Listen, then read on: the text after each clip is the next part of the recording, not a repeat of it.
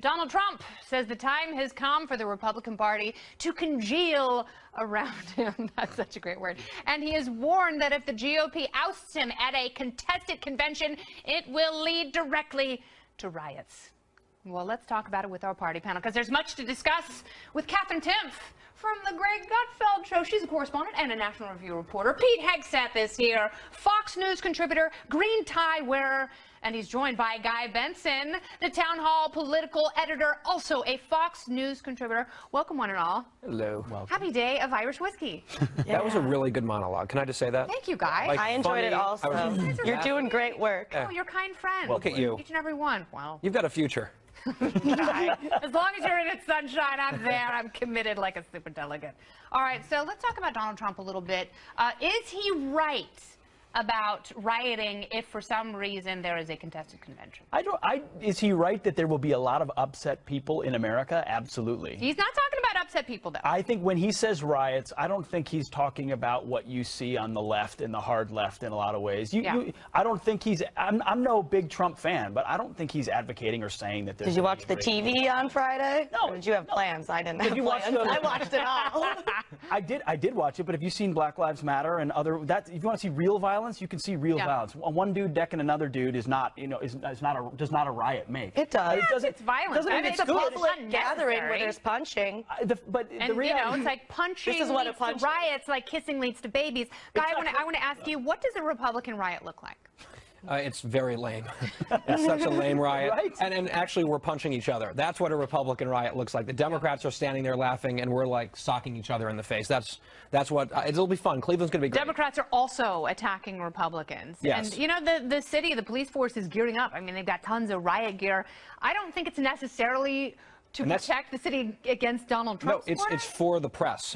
It's the media that will need to don the riot gear just to cover this convention. Because they're going to get sued. So is this a lose-lose? Yes. It is a lose-lose. Either you have to support Donald Trump, who's ridiculous, or they're going to nominate somebody else, and then they'll be half and half, because the never-Trump people are always never-Trump, and the Trump people, oh, they are very, very, always no matter what in the world, Trump. Yeah. So it's a lot of hyperbole here. I mean, yeah. I mean, but the guy can obviously do anything, and they'll still support him. And never Trump, never Trump. So yeah, it's a lose-lose. And then you got Hillary over there. Ugh, woof. I'm not. She's sarcastic. She in no way was being a reverse sexist by making fun of her looks. She was merely imitating Hillary Clinton, who she likes to bark. I can bark too. It would be sexist of her to say that I can't. No, that's absolutely true. And people look at Donald Trump and say he could say anything, he could do anything, and get away with it. People look at Hillary Clinton and say she never gets caught for anything, including new emails regarding Hillary Clinton's server scandal that surfaced this week, showing that then Secretary of State Clinton asked federal intelligence officials for a secure BlackBerry-like device, but she was denied due to security concerns. So after Clinton began using private email accounts on her home server, she accessed through her BlackBerry to exchange messages with top aides. So Pete, walk me through this, because she's always doing something wrong, at least in my limited mental landscape. What did she do wrong here? What happened here is she wanted to use a BlackBerry for convenience, which is a word we've heard before. NSA, other security officials said, we don't have the technology, the means right now, the ability to do what you want to do through a BlackBerry. So and keep it secure. And keep it secure. So we're going to ask that you don't do that right now. Yeah. So she said, I don't really care what you have to say, and I'm going to find my own way to receive the emails I want to receive them, when I want to receive them, for convenience. Yeah. So she let loose the old homebrewed server that we know about, but before she did that, this is a smoking gun. She knew she shouldn't do it, was told not to do it. All these people were meeting, and she's like, well, but if you can't figure out, I'm still going to do it, because I want to do it. There's so much entitlement there. Yeah, exactly. All right, so let's talk about this a little bit, because I actually think she's going to use those NSA emails as an excuse, and she's going to say, look at this agency. They were so cruel to me. All I wanted to do was get a secure BlackBerry, and they wouldn't let me. Yeah, the victim again. Yeah. She blames everyone but herself all the time. She constructs lies that are then knocked down, necessitating new lies. Yeah. They've tried to say, oh, this is an overclassification problem. That's another line they've used, saying, oh, we classify too many things. It's ridiculous. Fine. Maybe the 1,000 plus emails that were low-level classification, you can make that argument. But for dozens of emails that are secret, top secret, beyond top secret, those classifications are actually serious, and for good reason. So it's a constant moving target with her.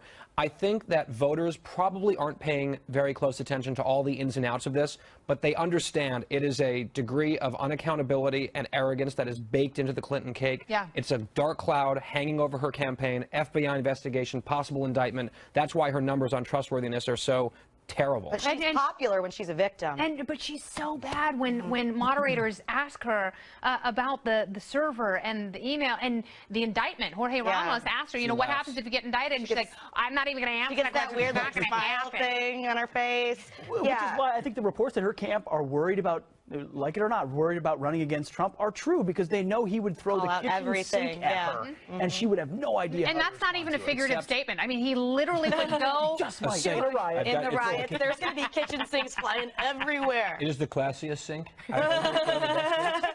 Believe me. It's Italian marble. That's real gold. For that reason, though, again, I have concerns about Donald Trump, because he will attack her ruthlessly, which is what a lot of people want to see, but he will overstep and go too far, which will allow her to claim the victimhood card more genuinely. Oh my gosh, But it's funny. It does it in a funny way. It will be funny, but the problem is, and Guy's right, I can see her crying at a debate. She's going to start crying in the middle of the debate. People are going to be like, oh, she's a grandma. Oh, I feel so bad for her.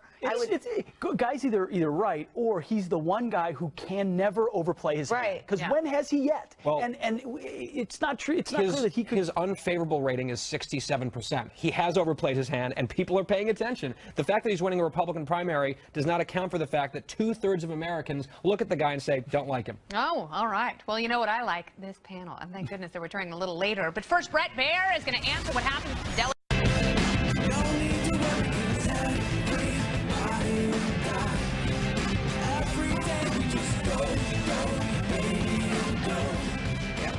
I'm a model.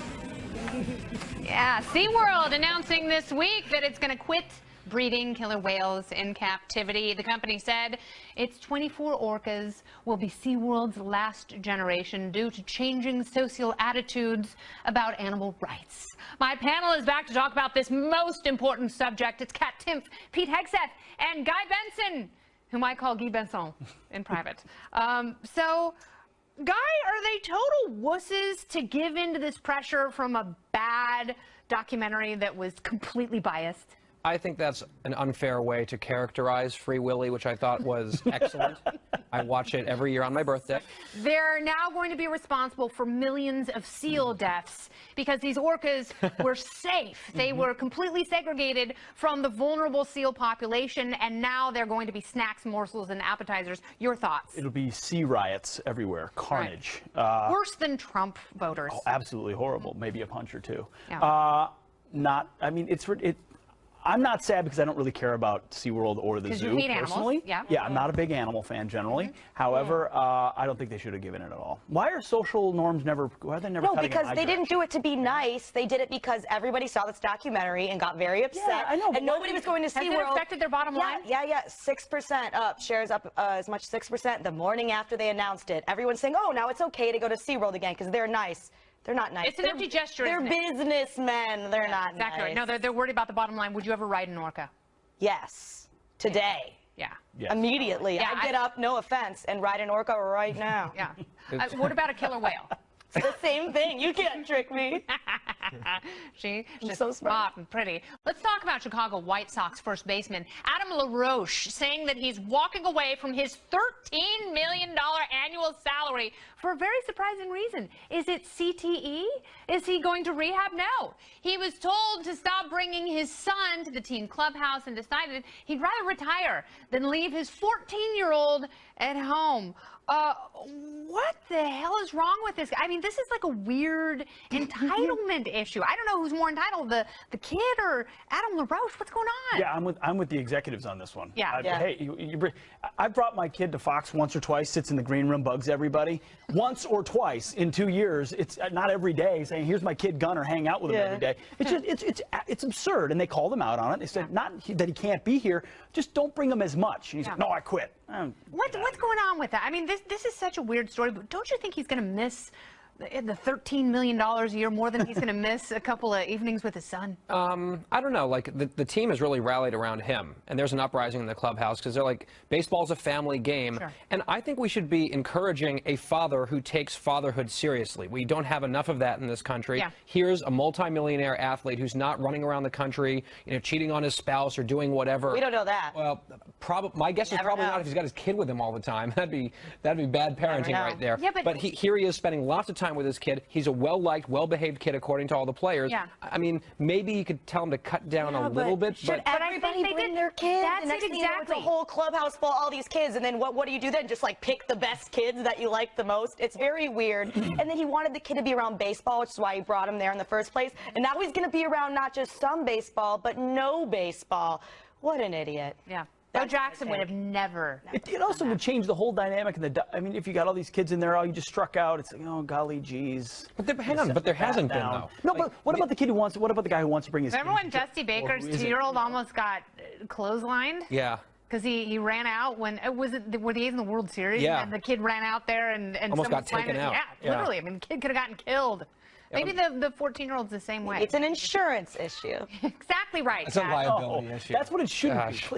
The team should be able to do whatever they want. In this case, the teams just said, let's not do it. So I don't think the league should have a rule. I think if clubhouses should just be whatever they. In this Hey, case, man, I'm a libertarian. I don't think there should be any rules. I think kids should just suit up and put them in, coach. All right, well, this week, Ted Cruz released 25 interesting facts about himself for Us Weekly, including that he's on level 350 of Candy Crush. Right. That he hates avocados, and he can quote every line from The Princess Bride. So, what is it you have that's so worth living for? True love. There's nothing better than true love except a nice mutton, lettuce, and tomato sandwich when the mutton is... No. Absolutely not. That was actually his entire speech. He recited the full movie. What? By like hour 3, the crowd was like, what is happening? We get it. You know the lines, Ted. Good job, Ted. Yeah, good. Does this normalize him at all? I'm not sure. Look, the fact that he doesn't like avocados means that he doesn't like guacamole, which is almost disqualifying. That makes you a Mexican communist. Well, that's sort of racist. No, it makes you a communist against Mexico. I'm just saying. It's really Sorry, the worst kind. very disavow disappointing. that comment. Yeah, exactly. I condone. I don't condone. Agree with Guy. I think if you don't like avocados, there's something wrong with you. Who likes an avocado, just eating an avocado? I do. love guacamole, but Yeah. do you ever slice? I've only seen one man ever slice an avocado. Yeah, you know what I do? I put them on salmon and rice, A, and B, I put them in a smoothie. You eat it like an apple?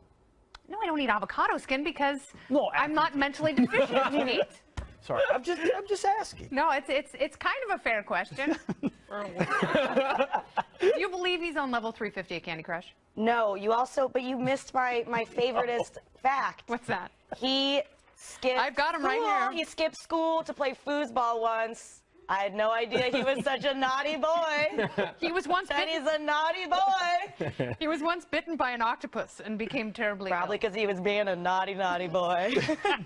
So it does normalize him. It's weird. So Ted has a mischievous streak in him. Yeah, Foosball. I had no idea he was so I bad. love me some Ted Cruz. Yeah. That might be the least interesting list I've ever seen. Yeah, well, you know what? When people he's clearly trying to be interesting. Yeah. And if you're an actually interesting person, you just are interesting. You don't have to say, try. number 22, I wear cowboy boots almost every day. Cool. Yeah, I wear underwear almost every day, but that doesn't get me Almost. voices for the presidency, does it? I want to see this list for Hillary Clinton. Oh, God, no.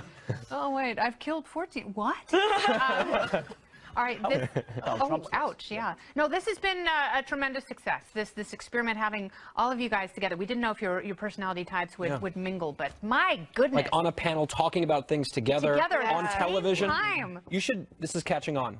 Let's Mark my words. Let's throw a match on You it. hedged by having the big boys after us in the show, just in case it all went Absolutely down. right. Brett Baer. Before and after Brett Baer and Dave Mustaine, they're great slices of bread to your meaty sandwich. That's right. All right, very good. Thank you, Kat. That's it. Coming up, Megadeth, Dave Mustaine here in studio.